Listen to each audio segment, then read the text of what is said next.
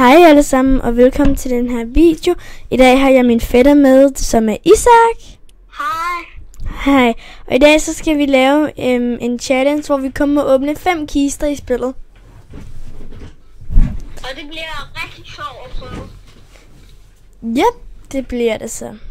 Så vi hopper bare ind i game nu, og så ser vi, hvordan vi klarer det. Ja, vi håber vi klarer os godt, og vi håber bare at vi vinder nogle games. Og så håber vi også at I hygger jer derhjemme. Ja. Kan man ikke lade noget med en smil?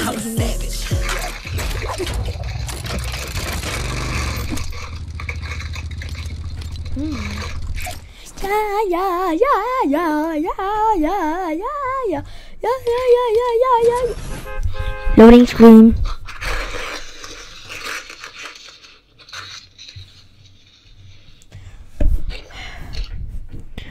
Og hvis I skriver tillykke nede i kommentarfeltet, vil I gøre mig mega glade.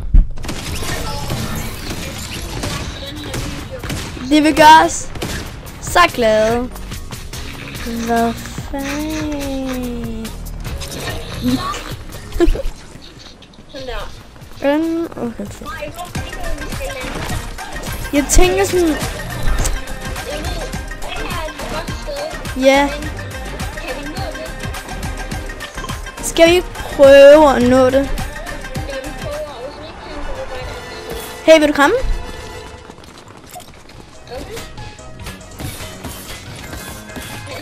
Okay. Jeg elsker den emoji. Vi kan også spille skak.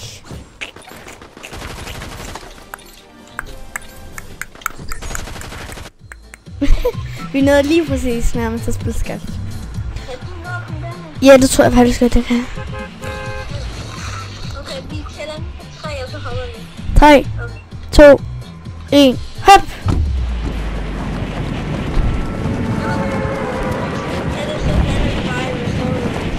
Ja. Jeg prøver at nå det. Okay, men jeg lander deroppe ved det der sted, ikke? Ja, jeg kan godt lide Halloween-opdateringen. Jeg kan faktisk godt lide. Men... Ja. Tænker jeg godt her.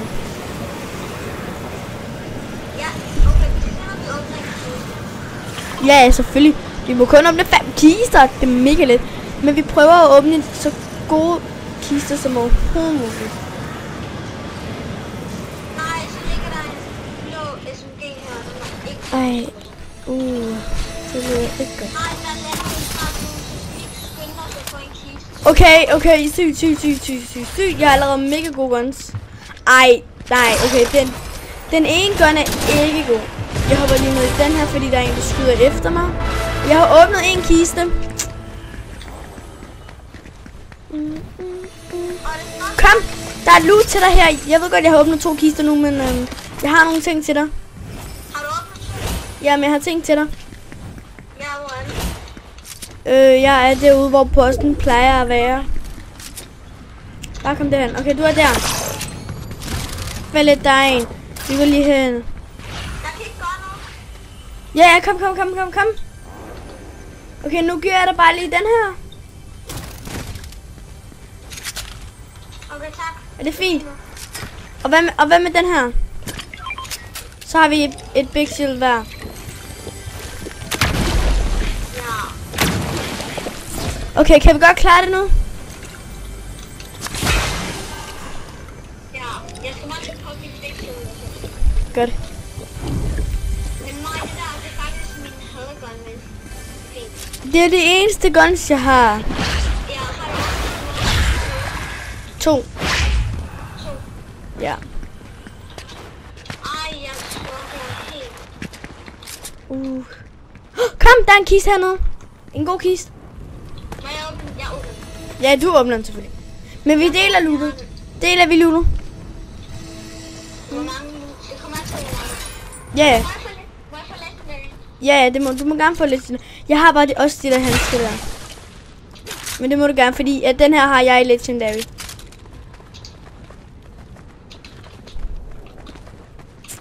Det værste er, at jeg har det her lortesigt.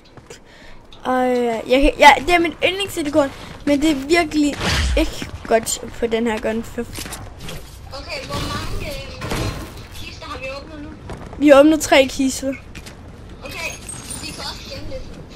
Ja, jeg tænker, at vi gemmer lige der. Men jeg har virkelig seriøst. Jeg har ikke mange guns. Jeg har 1. Og det skal bare lige sige, så tror du kan have mig. Det Ja. skal I ikke gøre. Det er Nej. dumt. Du har... Person inden for 4 sekunder. Nej, 4 minutter. Du har 4 minutter til at dræbe en person. Og hvis du ikke når at dræbe personen, så springer dit hoved. Ja, hvis man ikke gør det, så dør man. Og det er altså ikke. Ja, for man kan seriøst ikke nå det. Jeg tror ikke, man kan nå det. Så er det virkelig svært at nå. Ja, nu skal vi ud og få dræbt de mennesker. Ja, det tænker jeg. Helt seriøst, jeg har 1 gun, og det er min hadergun. Seriøst. Er det ikke nederen? Jeg vil gerne have kiss, selvom det er dumt. Okay, men så får jeg det gode loot, ikke? Det tror jeg ikke, der er dumt. 3, 2, 1. Ja. Ja, jeg har fået den. Men må jeg få skuddene? Ja, så der kommer her. Bare drop den. Hvor mange var det stød? Det er fint. Ja, det er fint. Nej. Hvad? Tak. Ja. Men den sidste kiste, synes jeg, skal være en god kiste. Næste gang vi får en, næste gang vi møder en god kiste, så deler vi den, for jeg har 2 dårlige. Eller, den ene er okay.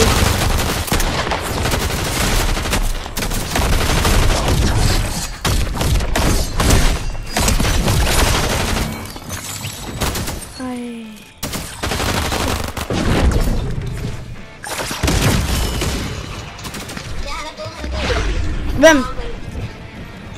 Ham der. Og det skal også bare sige, at du må gerne tage helt på jorden. Ja. Ellers vil det være lidt for en svær challenge. Og vi må heller ikke tage guns til jorden.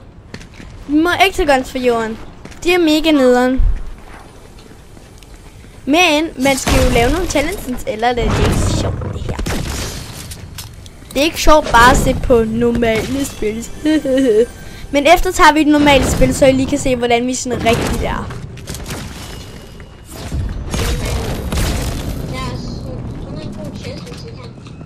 Ja, men må jeg gerne så få den legendary? For jeg har seriøst det dårligste loot, man kan få i spillet, tror jeg. Jeg har en legendary Monarch pistol. Og så har jeg en grøn hammer pump shotgun. Og så har jeg de der handsker. Det er det eneste, jeg har. Ja, men det er ikke det bedste. Altså, de der skulle da mega bedre. Jeg har bare de der handsker, og så har jeg en dual SMG. Ja. Men... Ja, så er det Men man må selvfølgelig gerne samle skud på jorden. Og det kan man sikkert heller ikke undgå. Ja, jeg lægger også.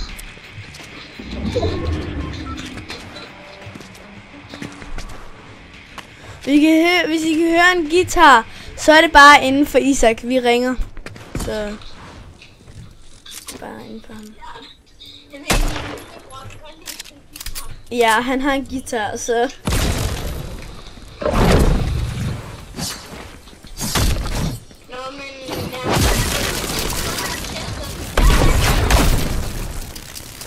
Hvad lidt, vi deler lootet, right? Må jeg få en legendary, hvis der er en? Nej, det er så dumt. Nej, vi har brugt... Nej. Vi har brugt alle vores kister nu.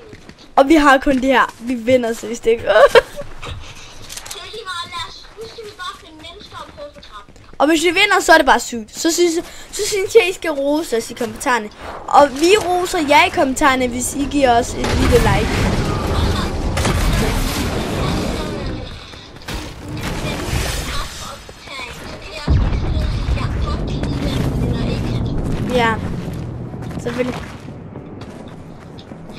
Skal vi kæmpe mod ham her og se, hvor gode vi er? Hvad? Skal vi kæmpe mod ham her og se, hvor gode vi er?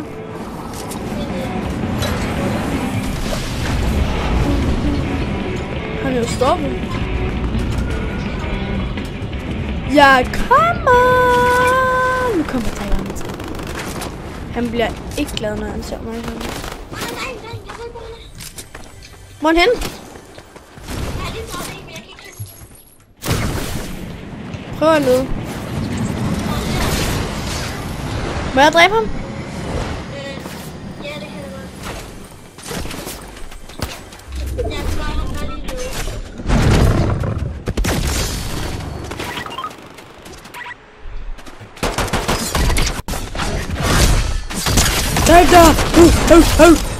Sådan. Ja, han er død. Fedt. Okay. Det er faktisk ret godt. Ja, det er faktisk okay. Jeg kan godt lide, at jeg har de her handsker, for de gør mig til god. Vælg lidt mere at ødelægge alle dem der, fordi jeg kommer lidt. Det mangler også lidt. Oh. Jeg kan godt lide dine handsker. Lige så. Så skal vi prøve at hente Iron Man ting, og så vi kan få handsken af foden. Jeps. Okay, men okay, hvem får handsken, hvem får fødderne? Du må vælge, vi må ikke åbne flere tester. Men hvis de ligger på jorden, det er jo ikke en gun, så må vi gerne tage det.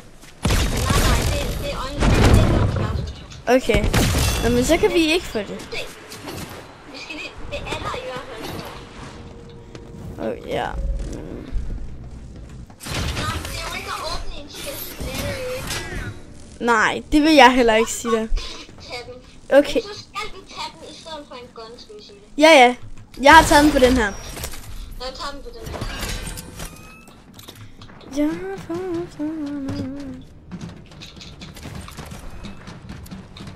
nu kan jeg komme hurtigt efter den.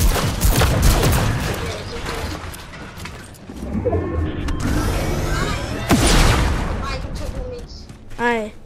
Nå, Skal vi prøve at se, hvis der er nogen på toget? okay. Hvor skal jeg gå hen og tjekke? Det var lige her, bare over der. Er det herhenne?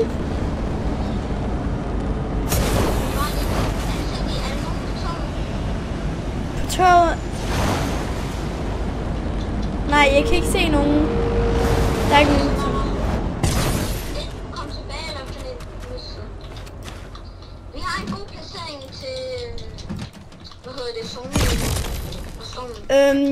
Ja, det har vi faktisk.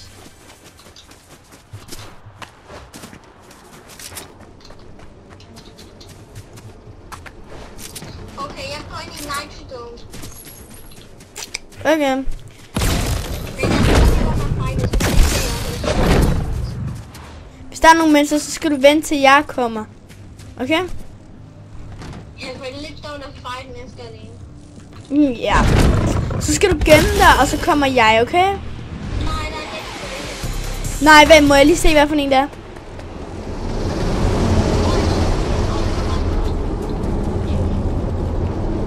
Okay.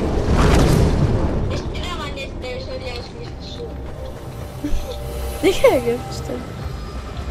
Nej, Hvad er det? kom hen. Kom. Nej! Nej! Vi åbner den og ser, hvad der er. Selvfølgelig, guys, vi må ikke tage det. Okay, heldigvis var der kun det næste bil. Ja, men helt seriøst, det er stadig lidt noget, ikke? Det var jo så. Stadig lidt noget, men altså seriøst, det er ikke det værste. Nej, det var ikke helt sjovt. Nej. Men guys, vi siger lige, vi må gerne åbne kister, men vi må ikke tage noget. Ja, Skal vi sige det? ja. Jo, det var en gate. Ja. Jeg tror, at det er lidt dårligt, fordi at hvis vi tager noget, så er det måske lidt dårligt, fordi at så bliver vi endnu mere sure. Så det er lidt dårligt. Jeg har en bil.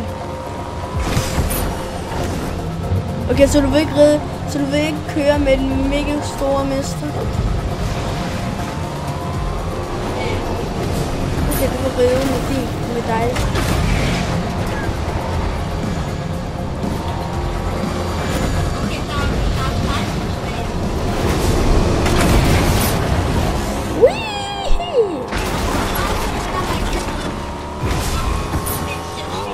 Ja, det er seriøst så sindssygt.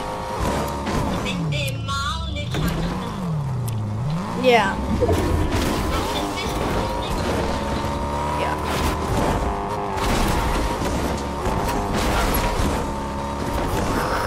Nu kører jeg på skinnerne. Altså, hvorhenne? Nå, Nej, jeg døde. hvordan døde du? Fall damage. Nej, jeg skynder mig.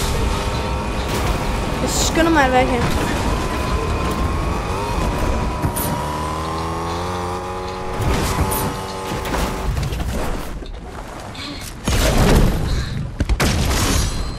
Bare skynd dig hen til kanten af øen, okay?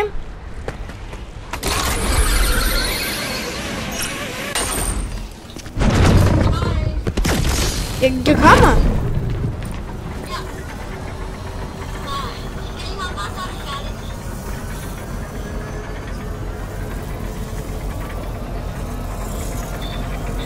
Skynd dig, kom.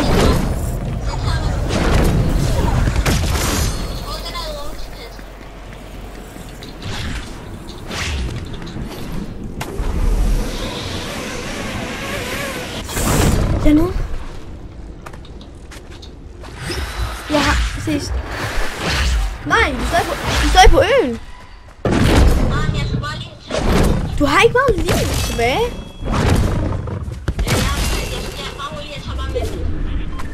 Godt, du har selv medkit.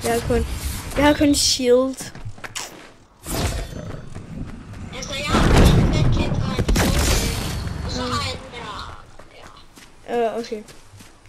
Men altså, der er 13 teams tilbage, hvis vi ikke tæller os med. Hvis vi tæller os med, så er der selvfølgelig 14. Slash. Okay.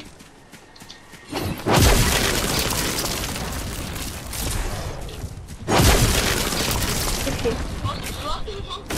Jeg har en bil.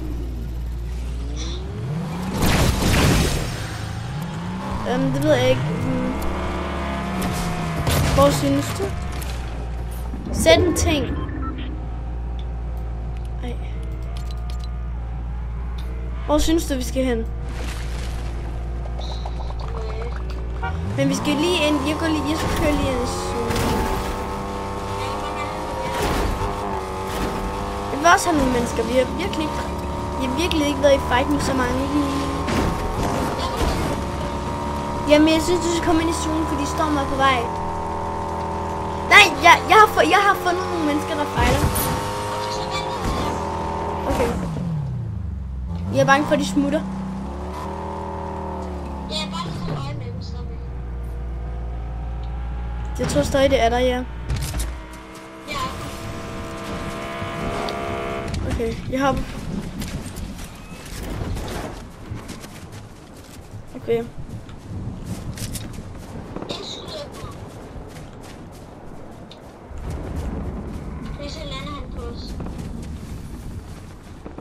Jeg føler lige... Hvor er han henne?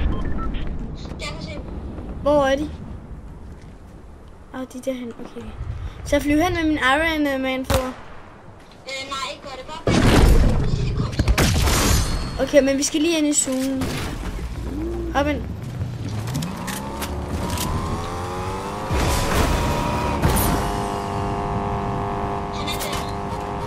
Det hopper ikke.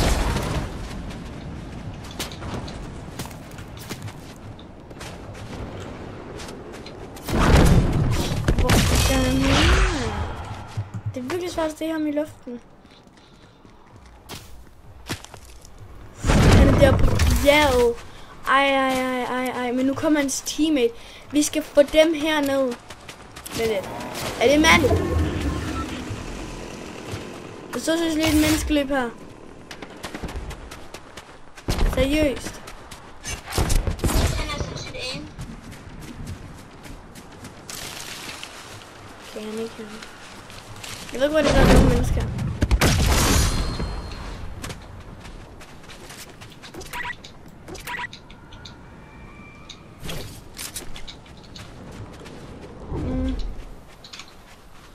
Helt seriøst. Okay. Det er helt fint. Ja, men ja, problemet var, at jeg har kun den her kniv, som det er så Iron Man handsker. Ja, men problemet er, at jeg har en gun, og det er Magnum pistol. Og så har jeg handskerne. Og Iron Man fødderne. Ej, og så ligger der så ligger der en shotgun. Nej! Problemet er bare, at man kan ikke zoome. Jeg har ikke langt sådan, du ved, man kan ikke. Jeg ved godt, hvad du mener. Kom, skal vi gå hen til den?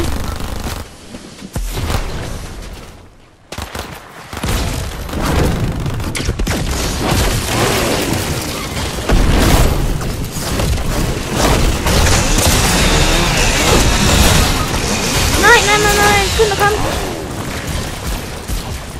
Nu kan du dropte hende, så tag mig med det samme. Tag mig nu. Tag mig nu. Ja. Tag mig nu. Ej, der er lidt. Tag mig.